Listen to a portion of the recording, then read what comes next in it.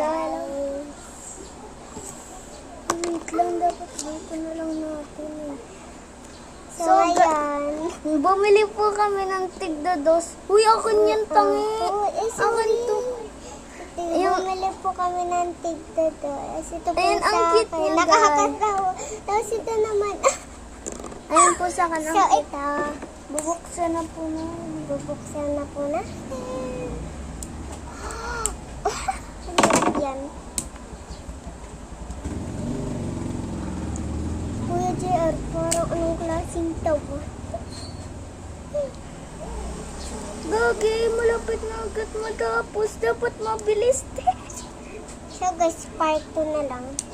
Part 2. Sana all. Part 2, guys! Tignan niyo po!